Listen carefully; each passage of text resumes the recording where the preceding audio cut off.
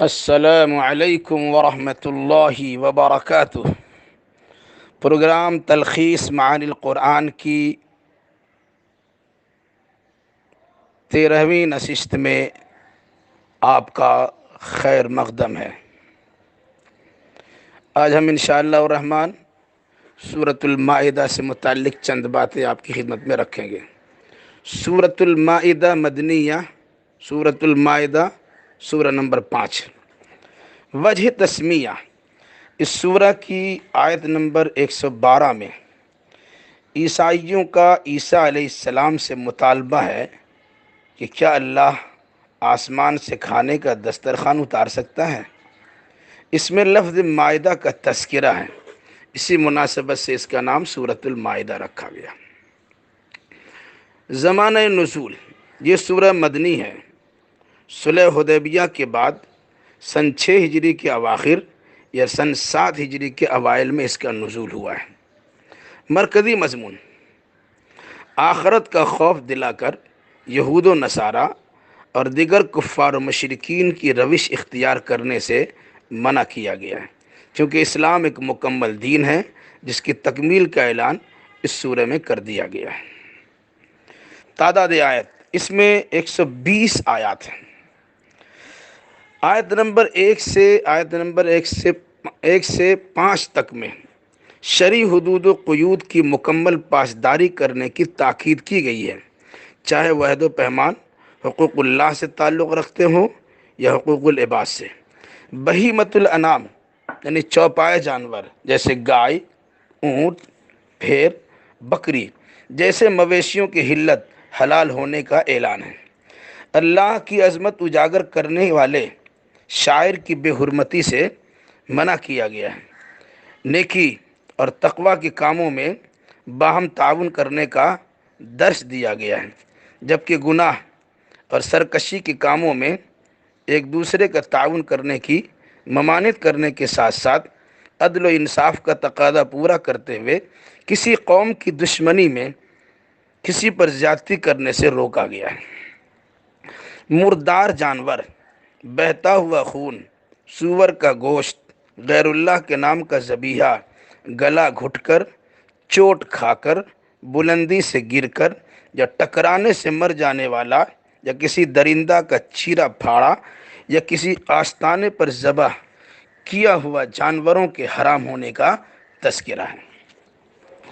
جان بچانے کے لیے بطور سد رمق اگر کوئی شخص ان کا استعمال کر لیتا ہے تو وہ گناہ گار نہیں ہوگا۔ فال گیری یعنی فال کھلوانا کی ممانعت کی گئی ہے۔ اسلام اللہ کی ایک عظیم نعمت ہے، اس کی تکمیل اور اتمام نعمت اور بطور دین اس کی پسندیدگی کا اعلان کیا گیا ہے۔ پھر کافروں کے مایوس ہو جانے کا تذکرہ ہے۔ پاکیزہ چیزوں کی حلت اور سدھائے ہوئے کتوں کا شکار حلال کہا گیا۔ اہل کتاب کا ذبیحہ اور ان کی پاک دامن عورت سے نکاح کی اجازت دی گئی، البتہ محتاط رہنے کا درس بھی دیا گیا، ورنہ اگر ان کے دام فریب میں آنے سے ایمان ختم ہوا تو سارے اعمال اکارت و برباد ہو جائیں گے۔ آیت نمبر 6 سے لے کر آیت نمبر 11 تک میں نماز ادا کرنے سے قبل طہارت کا حکم، وضو کی تعلیم، پاک رہنے کی تلقین، تیمم کے بعض احکام، اتمام نعمت پر شکر گزاری کا درس، عہد و پیمان کی پاسداری کا حکم، شہادت حق کے لیے اٹھ کھڑا ہونے اور کسی قوم کی دشمنی سے بالا تر ہو کر نظام عدل و انصاف قائم کرنے کی تاکید کی گئی ہے۔ ان تمام کی بنیاد تقوی کو قرار دیا گیا۔ ایمان و عمل صالح پر مغفرت و اجر عظیم کا وعدہ ہے اور کفر تکذیب پر جہنم کی وعید ہے۔ اہل ایمان کو صرف اللہ ہی پہ توکل و بھروسہ کا درس دیا گیا۔ آیت نمبر 12 سے آیت نمبر 16 تک میں اہل کتاب کی نصیحت کے ذریعے اہل ایمان کو عبرت حاصل کرنے کی تاکید کی گئی ہے۔ اقامت صلاۃ، ایتاء زکوٰۃ، تعظیم رسول اور صدقہ و خیرات کی وجہ سے اللہ کی معیت و قربت حاصل ہوتی ہے، نیز یہ اعمال گناہوں کا کفارہ اور دخول جنت کے اسباب ہیں۔ اور نقض عہد وجہ لعنت، وعدے کا توڑنا لعنت کا سبب اور علت قساوت ہے۔ اہل کتاب کی حرکت، تحریف کتاب، احکام سے غفلت وجہ بغض و عداوت ہے۔ تحریف آیت، نصیحتوں کو بھلا دینا وغیرہ جیسی حرکتوں پر گرفت کی گئی ہے۔ ان کی خیانتوں کا پردہ فاش کیا گیا ہے، تاہم عفو درگزر سے کام لینے کی نصیحت کی گئی ہے۔ قرآن اللہ کا نور اور کتاب مبین ہے، جو اہل کتاب کے مخفی راز کو واضح کرتا ہے، جس کے ذریعے ظلمتوں اور تاریکیوں سے نکالا جاتا ہے اور سلامتی کی راہ دکھائی جاتی ہے۔ آیت نمبر 17 سے آیت نمبر 19 میں عیسائیوں کی تردید کی گئی ہے۔ غیر معمولی طریقہ پر عیسیٰ علیہ السلام کی ولادت سے وہ اللہ کا بیٹا نہیں، ایسا عقیدہ قطعاً غلط اور بے بنیاد ہی نہیں بلکہ کفریہ ہے۔ اللہ اپنی سنت و دستور کا خود مختار ہے، جس طرح چاہتا ہے پیدا کرتا ہے۔ یہودیوں کی بھی تردید کی گئی ہے جب انہوں نے کہا کہ ہم اللہ کے بیٹے اور چہیتے ہیں۔ مغفرت و عذاب اللہ کی مشیت پر موقوف ہے، وہ چاہے تو عذاب میں مبتلا کر دیں، چاہے تو مغفرت عطا فرما دیں۔ عیسیٰ علیہ السلام کی بعد عرصہ دراز تک نبوت و رسالت کی بندش رہی، یعنی فترت کا زمانہ رہا۔ پھر رسول رحمت صلی اللہ علیہ وسلم کی بعثت ہوئی۔ آپ کی بعثت ایک طرف اہل کتاب پر اتمام حجت ہے، تو دوسری طرف پوری دنیا کے لیے بشیر و نذیر کی حیثیت سے اللہ کی قدرت کاملہ کا اظہار ہے۔ آیت نمبر 20 سے آیت نمبر 26 میں بنی اسرائیل سے نبوت و رسالت اور حکومت و بادشاہت عطا کیے جانے پر شکر کا مطالبہ ہے، اور ارض مقدس میں فاتحانہ شان سے داخل ہونے کی تلقین کی گئی ہے، مگر یہودیوں نے بزدلی دکھائی اور موسیٰ علیہ السلام کی شان میں گستاخی کے جملے استعمال کیے کہ آپ جائیے اور آپ کا رب جائے، ہم یہاں تماشائی بنے بیٹھے رہیں گے۔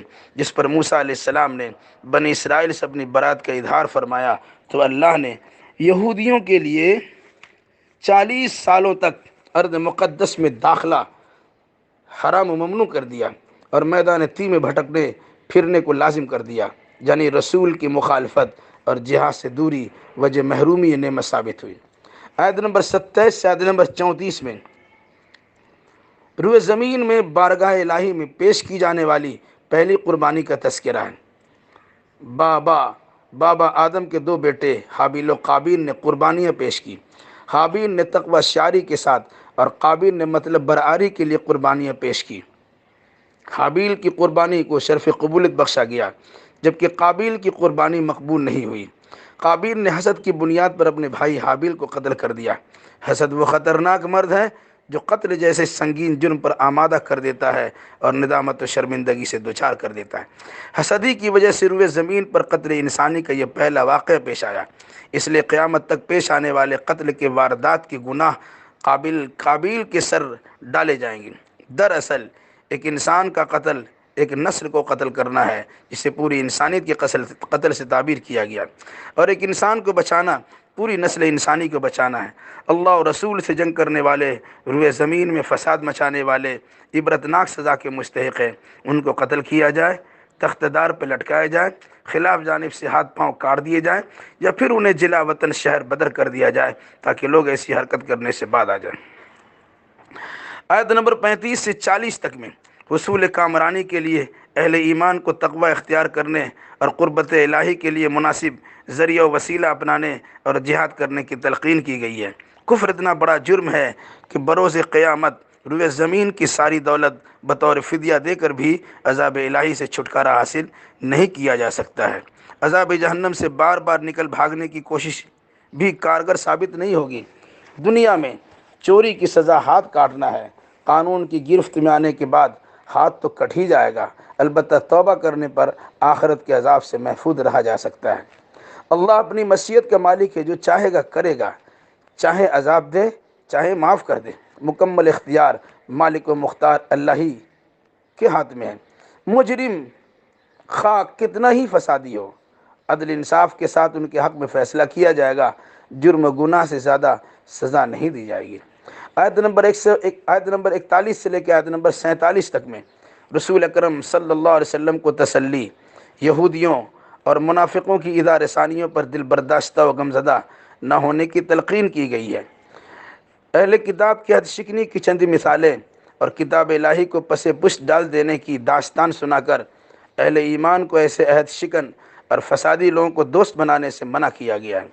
اہل کتاب کی جاسوسی کا پردہ فاش کیا گیا ہے۔ ان کی حرکتوں کی وجہ سے ان کے دلوں کی صفائی نہیں ہوگی، بلکہ یہ دنیا و آخرت کی ذلت و خواری اور عذاب عظیم سے دوچار ہوں گے۔ ایسے لوگ اگر آپ کی بارگاہ میں فیصلہ کرانے کو آئیں تو آپ کو اختیار ہے، چاہے تو فیصلہ کیجئے اور چاہے تو ان سے اعراض کیجئے۔ البتہ یہ یاد رہنی چاہیے کہ مجرم چاہے جتنا بڑا فسادی و شریر ہو، منصف کا عدل و انصاف کے ساتھ ہی فیصلہ کرنا چاہیے۔ یہودیوں کی اصلاح و رہنمائی کے لیے تورات کا نزول ہوا۔ بنی اسرائیل کے علماء فقہا اسی کی روشنی میں فیصلہ کیا کرتے تھے، کیونکہ انہی کو اس تورات کا محافظ و نگہبان بنایا گیا تھا۔ تورات کے مطابق فیصلہ نہ کرنے والے اہل کتاب پر کفر کا فتویٰ صادر کیا گیا ہے۔ اس کے بعد قصاص کا حکم بیان ہوا، جان کے بدلے جان، آنکھ کے بدلے آنکھ، کان کے بدلے کان، دانت کے بدلے دانت توڑنے کا حکم دیا گیا ہے، اور قانون شریعت کی خلاف ورزی پر ظالم ہونے کا فتویٰ دیا گیا ہے۔ عیسیٰ علیہ السلام کی بعثت کا تذکرہ اور نزول انجیل مقدس کا ذکر بھی، اور اس حقیقت کا بھی اظہار کیا گیا ہے کہ اگر اہل انجیل بھی انجیل کے مطابق فیصلہ نہیں کریں گے تو وہ بھی فاسق قرار دیے جائیں گے۔ آیت نمبر 48 سے آیت نمبر 51 تک میں قرآن مجید کو مبنی بر حق و صداقت ہونے، گزشتہ کتابوں کی تصدیق کرنے والی اور ان کے مضامین کی نگہبانی کرنے والی کتاب قرار دیتے ہوئے رسول اکرم صلی اللہ علیہ وسلم کو اسی کتاب کے مطابق فیصلہ کرنے کی تاکید کی گئی ہے، اور لوگوں کی خواہشات کے پیچھے پڑنے سے منع کیا گیا ہے۔ اللہ تبارک و تعالیٰ تمام لوگوں کے دلوں کو ایک ہی شریعت پر جمع دیتا، مگر یہ اس کی مشیت نہیں، بلکہ سارے لوگوں کو اختیار دیا گیا، البتہ جو جیسا کرے گا ویسا بھرے گا، کیونکہ سب کو اللہ ہی کے پاس لوٹ کر جانا ہے، لہذا کسی کی خواہشات کی پیروی نہ کی جائے۔ لوگ جاہلیت کا فیصلہ چاہیں گے اور آپ کو شریعت کی روشنی میں فیصلہ کرنا ہے۔ اہل ایمان کو اہل کتاب کی بعض عہد شکنیوں کی مثالیں بتا کر اور کتاب الہی کو پس پش ڈالنے کی داستان سنا کر ان سے دوستی گانٹھنے سے منع کیا گیا ہے، کیونکہ ان کی دوستی آپس میں ہی ہوتی ہے، تو مسلمانوں کی دوستی بھی آپس میں ہونی چاہیے۔ اللہ تبارک و تعالیٰ ان آیات کی روشنی میں ہمیں عقیدہ و اعمال بجا لانے کی توفیق نصیب فرمائے۔ السلام علیکم ورحمۃ اللہ وبرکاتہ۔